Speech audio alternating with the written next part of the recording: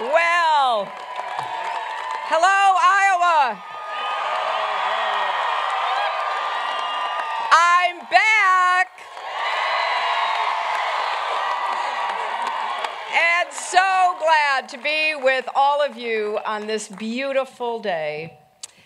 Now, we're all here to thank Tom and Ruth for their decades of service to our nation, for their generosity, their optimism, their unflagging energy, and their passion to help more people in more places share in the American dream.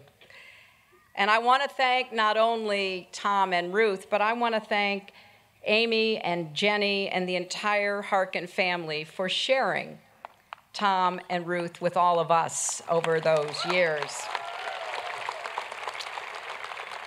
It's also great to be with a lot of friends. I see some special friends, Tom and Christy Vilsack, and I heartily echo what Tom Harkin said about Tom's service as Secretary of Agriculture. He and I worked together. He really likes my book because he's in it.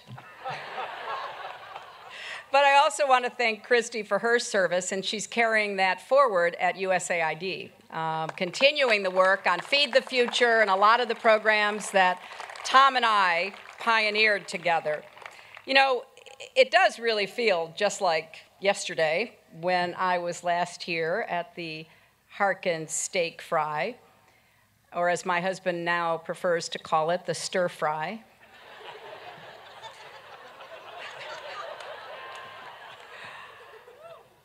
As I recall, there was a young senator from Illinois there the same time, and I wonder whatever happened to him. Well, it's been 7 years, and a lot has changed. Senator Obama became President Obama. And to my great surprise, he asked me to join his team as a member of his cabinet. So we went from rivals to partners to friends. And sometimes we would even reminisce a little about old days. And let me tell you, he sure loves Iowa. Now, when Tom Harkin called and asked me to come, I have to admit, I wasn't sure what to say. I've got a few things on my mind these days. First,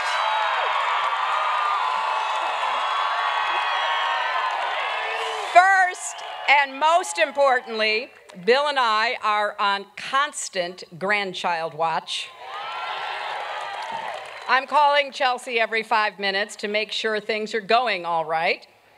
And when the big moment comes, you can bet that I will drop everything to be there in a flash. So I'm telling you now, if you see us sprinting off the stage, that's why. And then, of course, there's that other thing.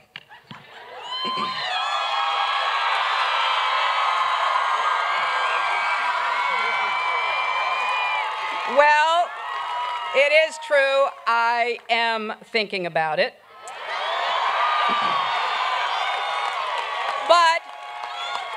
But for today, that is not why I'm here. I'm here for the steak. For 4 years as Secretary of State, I was more likely to be eating yak meat in Mongolia, having a great time doing it, but thinking a lot about being back home.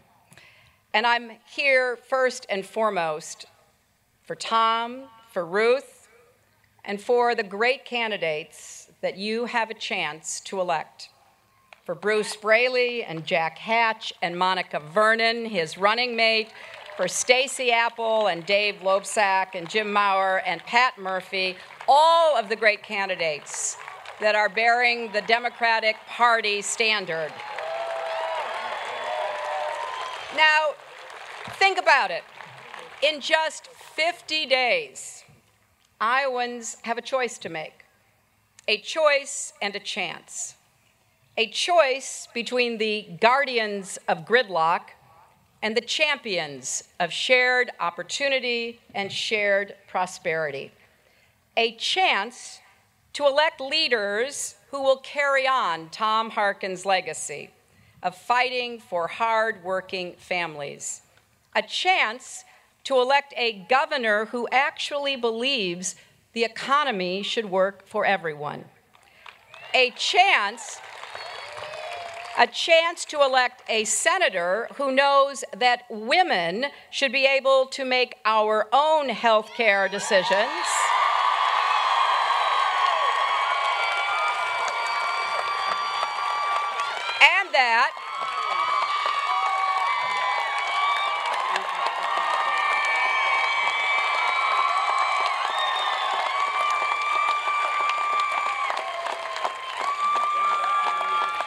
And that, believe it or not, equal pay should mean you get equal pay for equal work.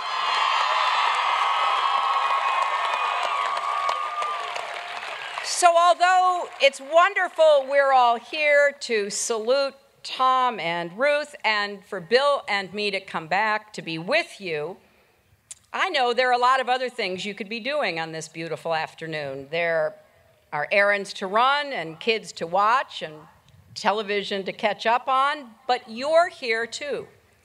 And you're here because something or someone inspired you to get off the sidelines. Now, maybe you want to do your part to strengthen the basic bargain of America. You know what it is. No matter who you are or where you come from, if you work hard and you play by the rules, you deserve the opportunity, the same opportunity as anyone else, to build a good life for yourself and your family. For Tom Harkin, that spark was lit just 20 miles from here in that small town of Cumming, Iowa. For Ruth, it was a small farming town in Minnesota. The coal miner's son and the school teacher's daughter learned that the only direction that matters in life is forward. And they also learned to never quit, never lose faith, never stop fighting for others, and when you get knocked down, get right back up.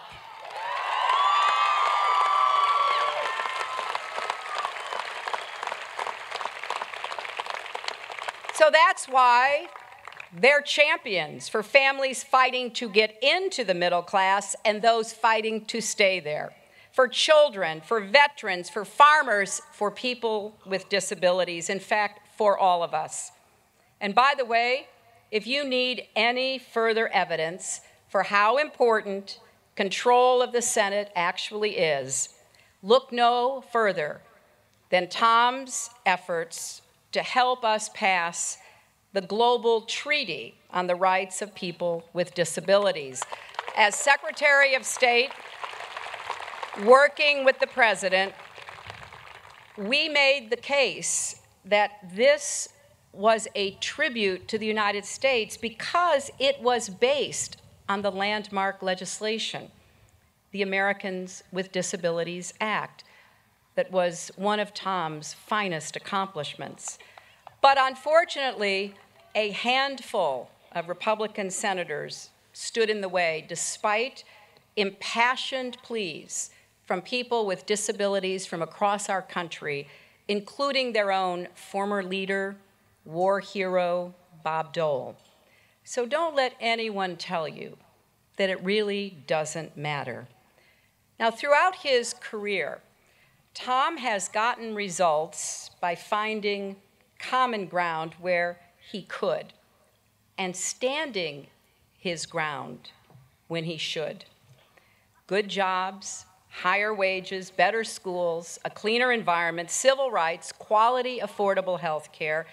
Tom has fought for them all.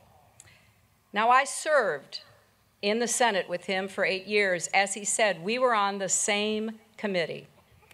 I know how hard he worked, and I know how effective he was getting things done for Iowa and for America. How did he do it? Well, there's a story told about Tom that I think is pretty telling.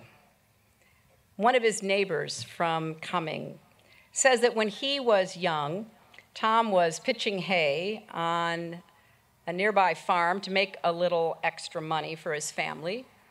He was up on a truck catching the bales, and suddenly he lost his balance and fell. Everyone froze. When Tom got up, everybody there said he should just call it a day. But not Tom Harkin. Instead, he dusted himself off, climbed right back up on that truck, and got back to work. Now, I grew up in a middle-class family outside of Chicago, very different from where Tom was raised. But when I got to know Tom and Ruth, I recognized in them the same values that I learned from my own parents. My mother had a childhood that none of us would want, abandoned and mistreated, first by her parents and then by her grandparents. So she had to start working when she was 14. But she overcame all that she faced and became a wonderful mother to me and my brothers. And she channeled her own struggles into a deep conviction that there is worth and dignity in every human being, that everyone matters, that everyone deserves not just a chance, but a second chance and even a third chance to keep going and to make something of themselves.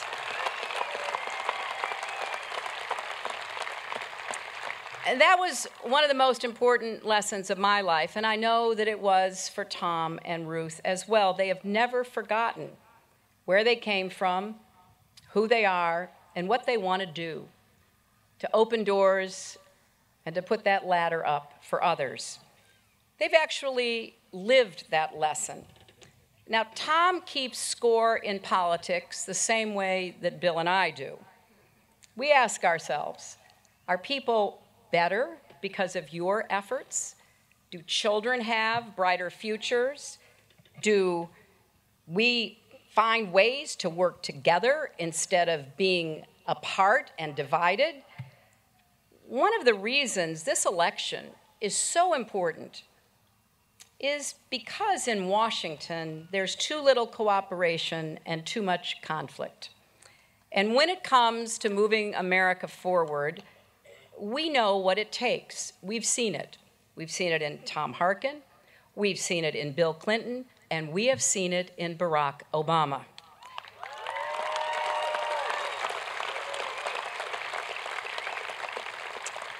Under President Obama's leadership, our country is on the road to recovery.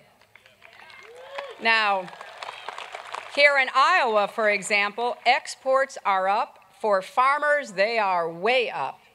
Unemployment is down more than 25% since 2009 to just 4.5% this summer. Renewable energy production has quadrupled in Iowa, which means more jobs and a cleaner environment.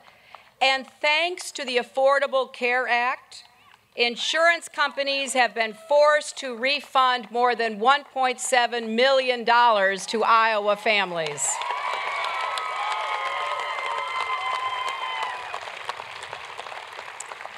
But for all the progress we've made, President Obama and the rest of us will be quick to say we still have a lot of work to do.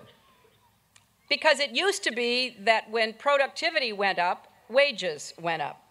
People could actually see all of that in their paychecks and feel it in their wallets. Today, you know so well, American families are working harder than ever, but maintaining a middle-class life feels like pushing a boulder uphill every single day. That is not how it's supposed to be in America. This is the country, remember, where if you work hard, you can make it.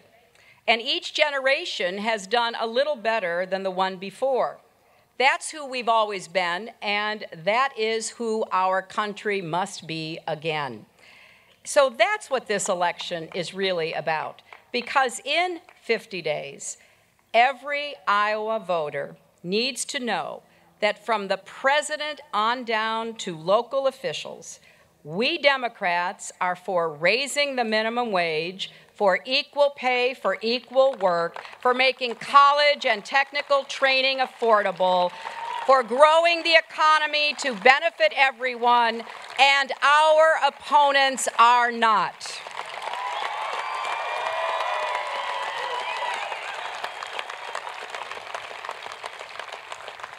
For Jack Hatch, fixing up rundown homes led to a business building affordable housing, and then to the State House, where he worked to provide health insurance for children, improve foster care, and clean up the environment. It's no wonder Tom Harkin asked him to be his state director. And he and Monica Vernon are going to make a great team in the state capitol.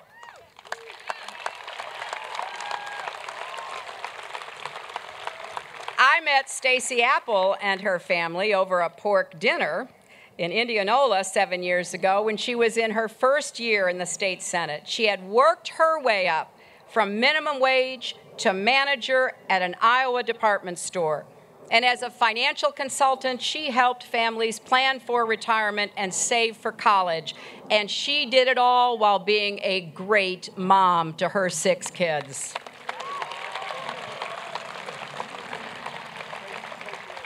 Her firsthand experience with the economic pressures facing Iowa families made her look around and think, we can do better.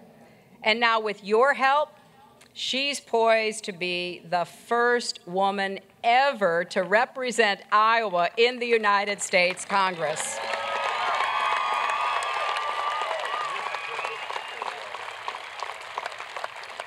And Dave and Jim and Pat will bring wisdom, compassion, and Midwestern common sense to a Congress where, frankly, those qualities are in short supply. And Bruce Braley? Well, Bruce has his own story. After his dad was badly injured in a grain elevator accident, his mom went back to school and worked like crazy to get her teaching degree and to support their family. She inspired Bruce to devote his life to fighting for other families facing hard times. As a congressman, he's done just that. He went to bat for Iowa's National Guard members and won them the pay they deserved.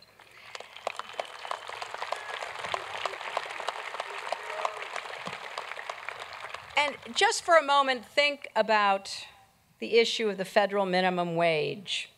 I understand it's being hotly debated in Bruce's race. Some are even talking about eliminating it altogether, if you can believe that. Well, here's a little fact or two. Women hold a majority of the minimum wage jobs in this country. And women also hold nearly 3/4 of all jobs, like waiters, bartenders, hairstylists, that don't even get the minimum wage. Legally, they're not entitled to it. It's thought that, oh, they'll do fine with tips. Now, these are often moms contributing to their family's economic well-being. Sometimes they're single moms trying to give their kids the support they need on wages like that, without paid family leave, without sick leave, without flexibility or predictability at work, without access to quality, affordable childcare.